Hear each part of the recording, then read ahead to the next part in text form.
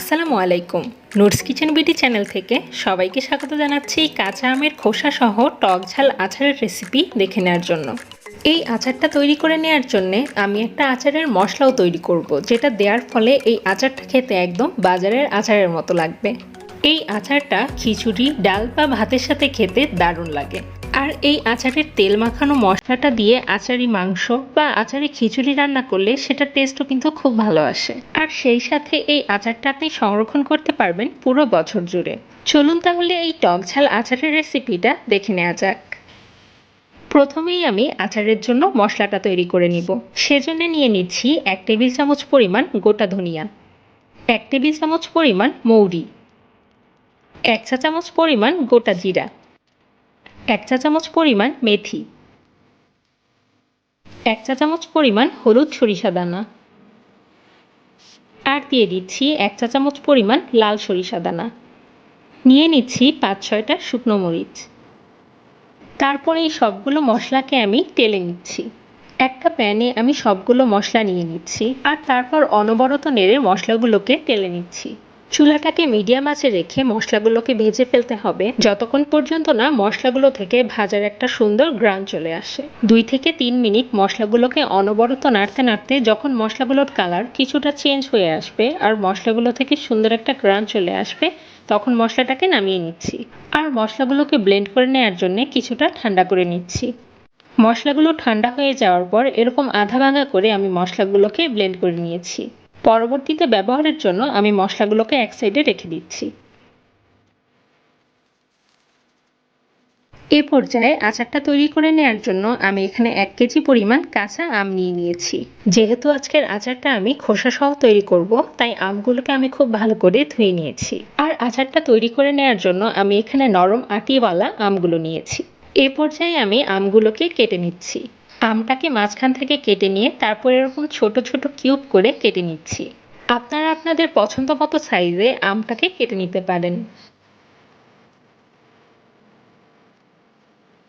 এ পর্যায়ে সবগুলো আম কেটে নেওয়া হয়ে গেছে। আমটাকে আমি খুব ভালো করে পানি দিয়ে ধুয়ে নিয়েছি যাতে আমের কষটা পুরোপুরি চলে যায়।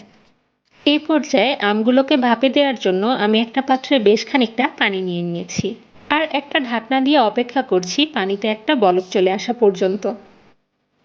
পানিতে একটা বলক চলে আসলেই তাতে অ্যাড করে দিচ্ছি 1 চা চামচ পরিমাণ লবণ। আপনারা চাইলে এই পর্যায়ে পানিতে সামান্য পরিমাণে হলুদও অ্যাড করতে পারেন। এই পর্যায়ে পানিতে অ্যাড করে দিচ্ছি টুকরো করে রাখা আমগুলো। তারপর আমটাকে ভালোভাবে নেড়েচেড়ে 2 মিনিটের জন্য একটা ঢাকনা দিয়ে সেদ্ধ করে নিচ্ছি। খোসা সহ আমের আচার তৈরি করে নেওয়ার সময় এভাবে 2 মিনিটের জন্য আমগুলোকে সেদ্ধ করে নিলে খোসাটাকে নরম করার জন্য আমের টুকরোগুলোকে আর রোদে শুকাতে হয় না। 2 মিনিট পর আমগুলো থেকে পানিটা ঝরিয়ে আমগুলো উঠিয়ে নিচ্ছি। আমগুলোকে উঠিয়ে এরকম একটা জালিতে নিয়ে নিচ্ছি যাতে আমের গায়ে লেগে থাকা পানিগুলো ঝরে যায়। তারপর আমগুলোকে এরকম একটা ট্রেতে ছড়িয়ে দিচ্ছি আর একটা সুতির কাপড়ের সাহায্যে আমের টুকরোগুলোকে এরকম চেপে চেপে পানিটাকে শুকিয়ে নিচ্ছি। আচারটা তৈরি করার আগে আমের টুকরোগুলো থেকে পানিটা পুরোপুরি শুকিয়ে ফেললে আচারটা তৈরি করার সময় আমের টুকরোগুলো থেকে আর এক্সট্রা পানি বের হবে না। সম্ভব হলে এই পর্যায়ে আমটাকে 4 থেকে 5 ঘন্টার জন্য রোদে শুকিয়ে নিতে পারেন। আর যারা রোদে শুকাতে পারবেন না তারা আমার মতো এরকম একটা সুতির কাপড় দিয়ে আমগুলোকে খুব ভালো করে শুকিয়ে নিতে পারেন। আমগুলোকে মুছে নেওয়ার পর আধা ঘন্টার জন্য আমগুলোকে এরকম ছড়িয়ে রেখে দিচ্ছি আমটা পুরোপুরি শুকিয়ে যাওয়ার জন্য। এই পর্যায়ে আমি আমের আচারটা তৈরি করে নিব। সেজন্য একটা প্যানে নিয়ে নিচ্ছি 1 কাপ পরিমাণ সরিষার তেল। আর তেলটা যখন গরম হয়ে যাবে তখন দিয়ে দিচ্ছি 1 চা চামচ পরিমাণ পাঁচফোড়ন আর সাথে দিয়ে দিচ্ছি একটা তেজপাতা। তারপর মশলাগুলোকে 1 মিনিটের জন্য এভাবে নেড়েচেড়ে ভেজে নিচ্ছি। পাঁচফোড়ন থেকে যখন সুন্দর একটা স্মেল চলে আসবে তখন দিয়ে দিচ্ছি 1 চা চামচ পরিমাণ রসুন বাটা, দিয়ে দিচ্ছি 1 চা চামচ পরিমাণ আদা বাটা। তারপর আবারও সবগুলো মশলাকে 1 মিনিটের জন্য ভেজে নিচ্ছি। চুলাটাকে মিডিয়াম আঁচে রেখে আমি মশলাগুলোকে ভেজে নিচ্ছি। মশলাগুলো ভাজা হয়ে গেলে আমি আমের টুকরোগুলোকেও দিয়ে দিচ্ছি। এই পর্যায়ে মশলাগুলোর সাথে আমটাকে খুব ভালো করে মিশিয়ে নিচ্ছি। সবকিছু ভালোভাবে মেশানো হয়ে গেলে দিয়ে দিচ্ছি 1 চা চামচ পরিমাণ হলুদ গুঁড়ো, 1 চা চামচ পরিমাণ লাল মরিচের গুঁড়ো, 1 চা চামচ পরিমাণ লবণ। আমগুলোকে ভাপে দেওয়ার সময়ও আমরা পানিতে লবণ ব্যবহার করেছিলাম, তাই আচারটা তৈরি করার সময় লবণের পরিমাণটা কিছুটা কম ব্যবহার করছি। তারপর দিয়ে দিয়েছি 1 চা চামচ পরিমাণ কালো জিরা। তারপর আলতো হাতে নেড়েচেড়ে সবগুলো মশলাকে আমের সাথে খুব ভালো করে মিশিয়ে নিচ্ছি। সবগুলো মশলা ভালোভাবে মেশানো হয়ে গেলে আগে থেকে তৈরি করে রাখা আচারের মশলাটাকেও অ্যাড করে দিচ্ছি। আর সাথে দিয়ে দিচ্ছি 1 টেবিল চামচ পরিমাণ চিনি। টকঝাল আচারে চিনি ব্যবহার করার ফলে আমের অতিরিক্ত টক ভাবটা কেটে যাবে আর আচারের টেস্টটাও অনেক ভালো আসবে।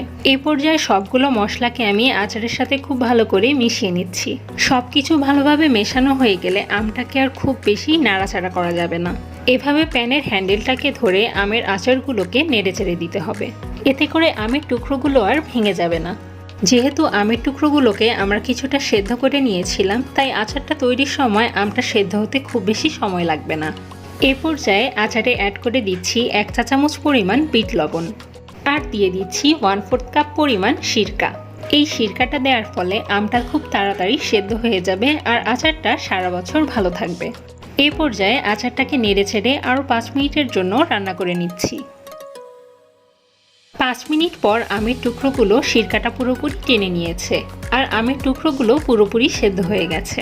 এ পর্যায়ে আমি আচারটাকে চুলা থেকে নামিয়ে পুরোপুরি ঠান্ডা করে নিচ্ছি। আচারটা পুরোপুরি ঠান্ডা হয়ে যাওয়ার পর আমি আচারটাকে একটা বাটিতে সার্ভ করে দেখাচ্ছি। দেখতে পাচ্ছেন আচারের রংটা খুবই সুন্দর এসেছে আর আমের গায়ে গায়ে আচারের মশলাটাও লেগে রয়েছে। আমের এই টকঝাল আচারটাকে আপনি ভাত কিংবা খিচুড়ির সাথে মাখিয়ে খেতে পারেন অথবা ডালের সাথে মাখিয়ে রুটি দিয়েও খেতে পারেন আর তার সাথে একটা কাচের বয়মে রেখে সারা বছর সংরক্ষণও করতে পারেন।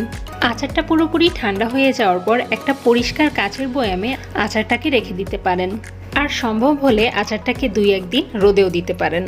তবে রোদে দেওয়া ছাড়াও এই আচারটাকে আপনি 1 বছর পর্যন্ত সংরক্ষণ করে খেতে পারবেন। আশা করছি কাঁচা আমের খোসা সহ টকঝাল আচারের এই রেসিপিটা সবার অনেক ভালো লেগেছে। ভালো লাগলে অবশ্যই আমাকে কমেন্ট করে জানাবেন। আর আপনি যদি আমার চ্যানেলে নতুন হয়ে থাকেন তাহলে আমার চ্যানেলটি অবশ্যই সাবস্ক্রাইব করবেন। আজকের মতো বিদায় জানাচ্ছি। আল্লাহ হাফেজ।